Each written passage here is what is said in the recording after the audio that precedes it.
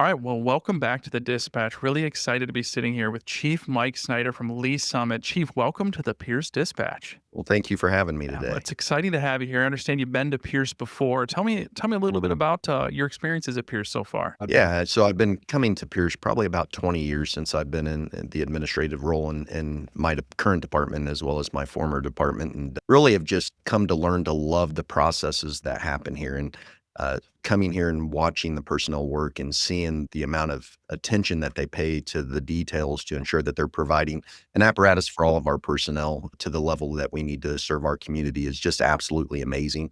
It's refreshing. It's exciting to see their passion and thought process that goes Oh, into it. well, we really appreciate you saying that. And that's one of those things that is really special about Pierce in general is the ability that people can come and physically see their truck. I think of that when you procure any other large piece of equipment to say, hey, I'd like to go in the factory and see my tractor while it's being manufactured. It's a pretty hard no. In fact, I don't even know where they would direct that question, whereas that's really a part of the culture and the process here. But not here to really talk that much about us at Pierce. I'm more here to learn a little bit about you and learn a little about Lee Summit. So can you tell me a little bit about your fire department? Yeah, very excited to do so. Always honored to have that ability to speak on about the department and the city that we serve. Just a little bit of history of it. So we serve about 114,000 people amongst three communities. The city of Lee Summit, obviously being the main service area, and then we also provide service by contract to the city of Greenwood, Missouri, which is on the southeast corner of our district, and then Unity Village on the northwest side of our city. We do respond to about 13,000 calls annually. And as you hear the common phrase, we are an all hazards department responding to EMS, fire, hazmat, tech rescue, or anything that we're requested to do. And just another point that I would like to add, as we are a response agency, we also have our regional dispatch center that we have within the fire department. And I'm very proud of them and the work that they do, as they don't only coordinate the emergency communications for Lee Summit, they also coordinate that for 5 other communities. You talked a little bit about the support you're providing for Greenwood and Unity Village. Can you talk more about that? Are you seeing? I feel like across the industry, you're seeing more of that, where people are providing those contract services. Yeah, I mean, I think that as we look to evolve the fire service and we continue to move forward, I think you can make an argument that removing borders is the best for our community. Not all of us are to that exact level. We've got some great examples across the United States.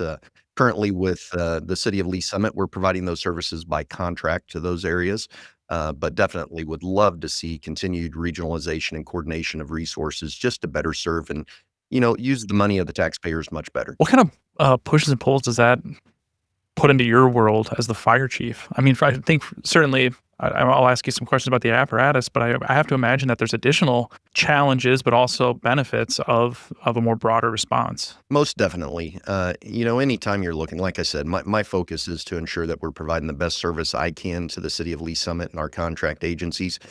Sometimes we have to let those walls down and say, with what we have, it may be better to utilize a different service.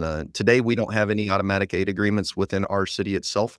But I do see that as becoming the future, whether it's joining up as a regional organization through an authority or whatever that may be, but at least removing those walls, working with the coordinated communication center and dispatching the closest, most appropriate unit, no matter the name on the side of the door. Oh, wow. Yeah, I can only imagine like that kind of growth community to community. I mean, like I think of communities I live in where you kind of have a healthy competition with the neighbors and those sorts of things.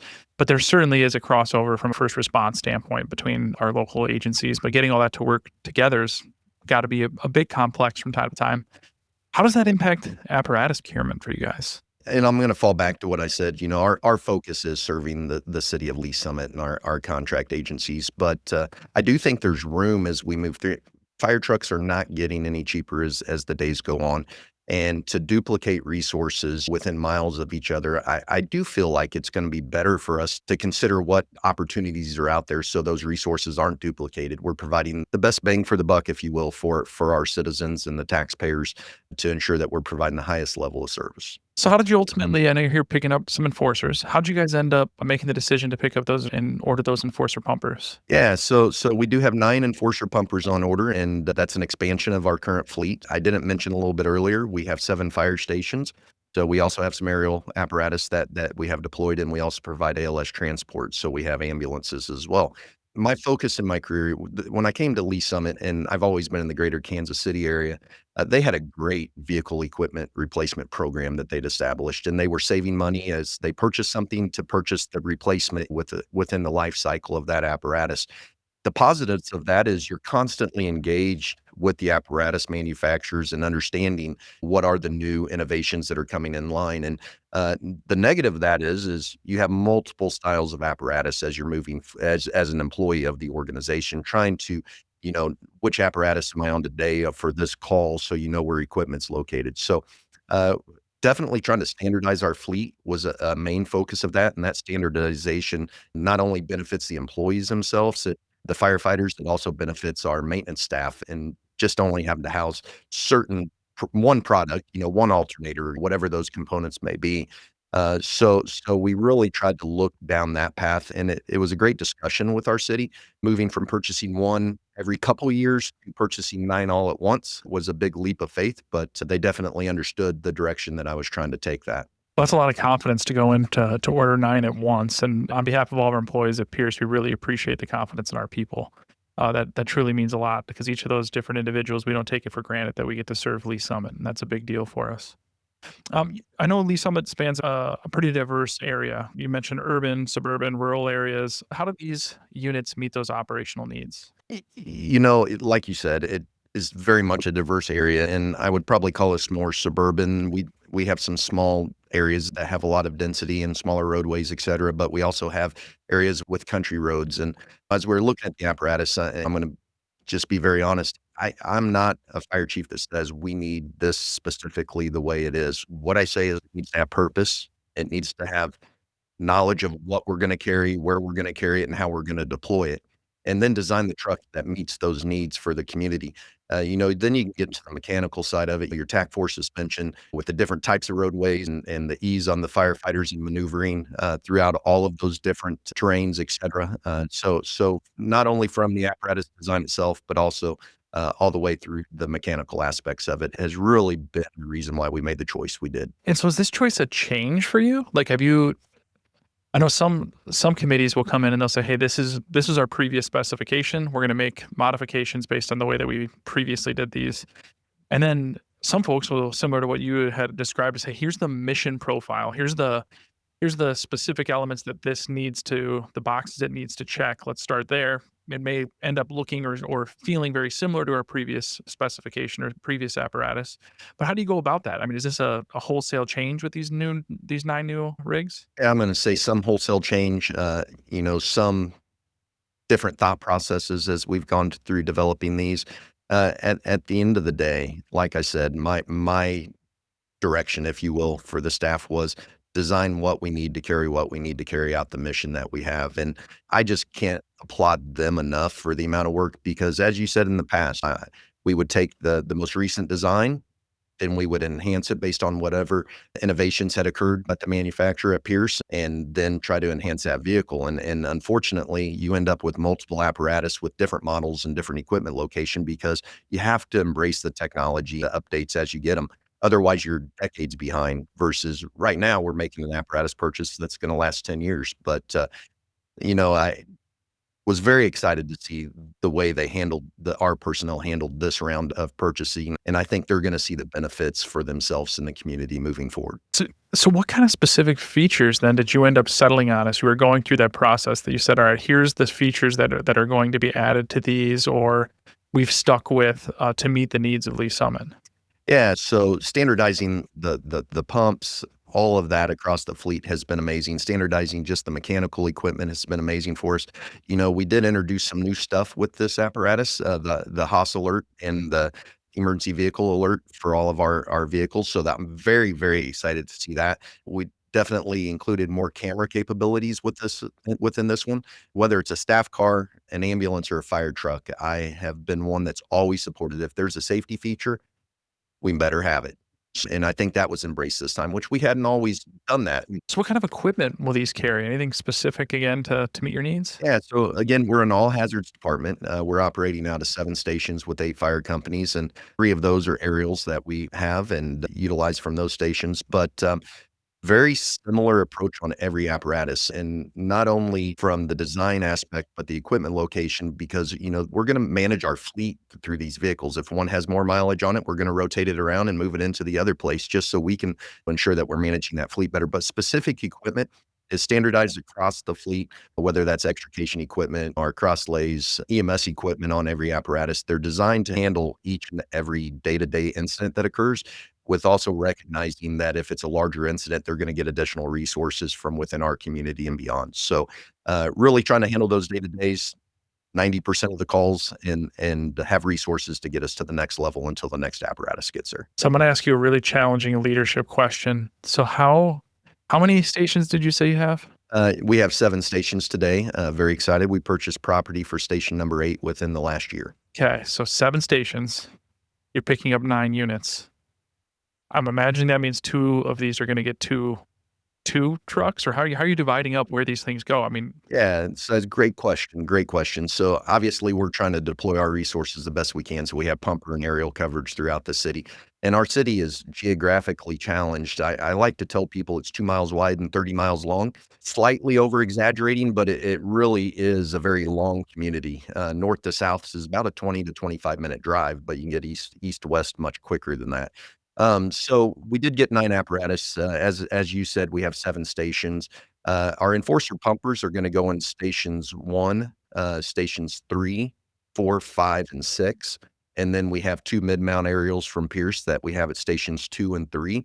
So station 3 is a dual company station right now, and then we have an Ascendant 107-foot aerial, at station number 7. So, the remaining apparatus, so that gives you we're putting 5 in service front line. That gives us 4. So we, definitely bought 3 additional so we could have our reserve units. And going back to my managing the fleet statement, having a brand new reserve is great, but to maintain consistency, to maintain management of that fleet, it has to be the same in my opinion, and we'll rotate those apparatus in and out of reserve into their different locations.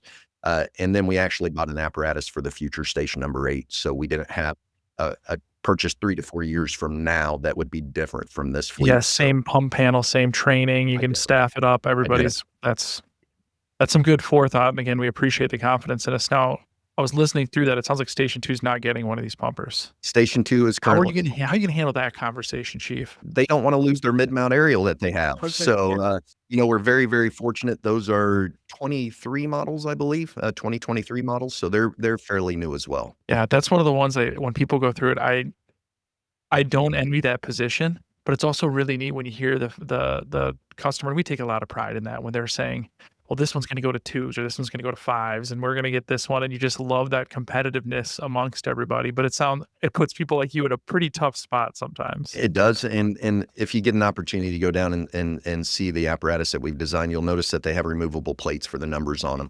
That goes back to the fleet management of it, so we can pull the plate out, move it to the stations. Even our aerials, our 2 mid-mounts that we have today, they have the same thing. So if one of them's getting used greater than the other, we have the ability to switch the positions for a while. And you said it right, though. Firefighters have a lot of pride in their apparatus and equipment, and that day of switch causes a lot of emotion, but they end up getting it right for them as they move on. That's awesome. Well, talk about, like, designing it with the end use in mind and making it a work truck even with the removable station numbers. That's well played. You've been around for 20 years, huh? It's been a little bit, 20 years, and so I've been a fire chief for 16 years, been in the fire service for over 30 years, but in management for 20. Alright, so what types of calls are these pumpers primarily gonna be on? Yeah, as discussed earlier, we are an all hazards department. We respond to whatever that 911 call is. They're going to respond to everything each and every day, whether it's an EMS call to assist the personnel on the ambulance. All of our personnel are trained as paramedics or EMTs, so they can provide the same level of care as the ambulance without the transport component, obviously. Car accidents, we have major roadways that go through our area, obviously house fires, commercial fires, just lots of development going on in our areas. And we talked a lot about that contract support, but what about other neighboring agencies? How are you supporting other neighboring agencies there? Yeah, it's the Kansas City region. I'm very, very proud of our regional interoperability, whether it's day-to-day calls through our mutual aid agreements if resources are lower. or known hazards that those are already pre-planned in for additional resources. We go much further than that in our regional coordination through the Mid-America Regional Council, which is a bi-state organization between Missouri and Kansas. I know we had some great discussion on that earlier, but we do work well together within the KC Metro, and we have regional plans, whether it's mass casualty, whether it's our hazmat team deployments, technical rescue, and so many others that we try to coordinate our resources so we're not duplicating them around the region. All right. So, how about advice for other fire departments considering procurement? Yeah, as you're looking to procure it, obviously finances plays a major role within to this process, but I would highly encourage organizations to as you're building the apparatus, think about that consistency approach so your personnel have one footprint to learn from, one footprint to operate, having the same control panel makeup, have the same equipment location throughout those. And as you said, Lee Summit's so fortunate for us to be able to rectify that issue in one purchase this year, and I hope that continues to see as seen as a benefit as we move forward for our personnel. And when I've been at Lee Summit for 6 years and just honored to get that opportunity being an outsider. And as I've been there analyzing and reviewing the way the system is, which I said was set up very, very well, identifying that a new hire firefighter has to learn 7 or 8 pumpers, several aerials, several ambulance makes and models, and it's not just where the equipment's at, it's how do you put it into drive? That has changed over time, so, uh, just very excited about standardizing that fleet, and I would highly encourage others, if they have that ability to do the same, plan ahead. The costs are not decreasing on these apparatus. It used to be pretty easy to estimate what those cost increases may potentially be, but if you have a Station 8 coming online within the next couple years, it's never gonna be cheaper than today to get that apparatus, and that's held true over time. We've just experienced so much more with that. So and think long term, you know, design it with a purpose, and that's what I was going back to earlier with the excitement of seeing this committee and its work. If we would have just laid down our old plans and just built off that, I have no idea, but we went back to a blank piece of paper and said, "Design it with a purpose, design it with intent," and they so excited to see the product that they've designed. Well, that's so exciting, and seeing those all lined up on the blue floor kind of makes your hair stand up on your neck a little bit. It's a pretty special moment for all of us, and particularly when you talk about that standardized fleet, when we get to see all of those, we build custom products. So oftentimes you'll be on the blue floor, you won't see one bumper that's the same throughout. And to look down the pump panel and see and look over the top and see all of those lined up exactly the same like that, that takes a lot of effort from a committee. And the other part, it's a lot of pressure on that committee that if you're going to do this, it's big. And each of those decisions is multiplied. Yeah, it's definitely a long-term decision Yeah. that they made, and the committee itself, our apparatus committee, actually started this process with the design of our mid-mounts that went into Mm. service in 2023. They focused on the Enforcer chassis, and again, I didn't micromanage that process and say, "This is the way it has to be." I said, "However you design it is the way it's gonna be." So they put a lot of thought and effort into that, and that definitely has continued. So not only our aerial chassis are the same, but our pumpers Yeah. now match them. Well, that's neat. It's really special to see you as a fire chief this involved in it. I know that everyone has a different methodology to that. Is it, but that balance of empowering your team and saying, "Hey, here's what the expectations are. Now go run with it."